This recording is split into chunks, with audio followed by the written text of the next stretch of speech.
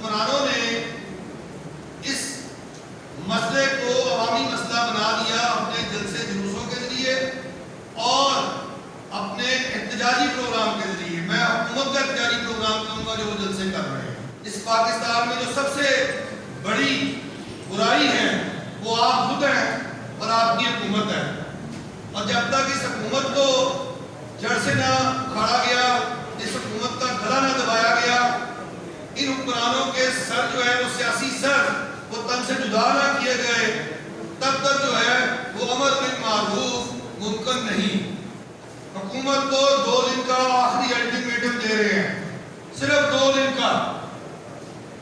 2 دن کے اندر اگر نوٹیفکیشن آپ جاری کریں گے اور سیلز ٹیکس کی جبری رجسٹریشن کا قانون ختم کریں گے, پوائنٹ آف سیلز کا قانون ختم کریں گے, ایف ٹی آر کو خانے داری کے دیے جانے والے اختیارات ختم کریں گے, اور اگر آپ یہ سرکاری جیلی نظم نامے اشیاء ضروریہ کے جو آپ بناتے ہیں ہر رمضان سے قبل خاص طور پہ, باقی تو پریکٹس آپ کی پورا جاری رہتی ہے ہر سال میں, لیکن میں خاص طور پہ یہ رمضان کے بارے سے بات کروں. یہ جیلی نظم ناموں کو آپ قلم قرار دیں گے تو پھر کوئی تعاون کی صورت ہو سکتی ہے, نہیں تو ہم نے اپوزیشن پارٹیوں کے احتجاجی پروگرام میں شامل ہونے کا فیصلہ کر لیا ہے.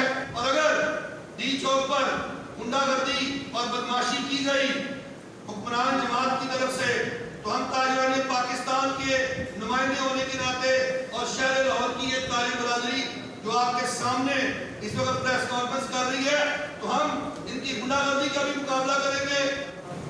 ابھی پیر صاحب نے اپنے نئے عمل کا ذکر بھی کر دیا اور اس تاجر دشمن حکومت کے خلاف اعلان جنگ بھی کر دیا. لاہور کی ساری تاجر برادری 24 مارچ کو اسلام آباد کی طرف رخ کرے گی, اور صرف لاہور نہیں پورے پاکستان کی تاجر برادری اسلام آباد پہنچے گی, اور اپنے مطالبات پر ہمیں لڑنا بھی آتا ہے اور پڑھنا بھی آتا ہے. آل پاکستان انجمن تاجران کے مرکزی رہنما نئی میر نے حکومت کو 2 دن کا ٹائم دے دیا.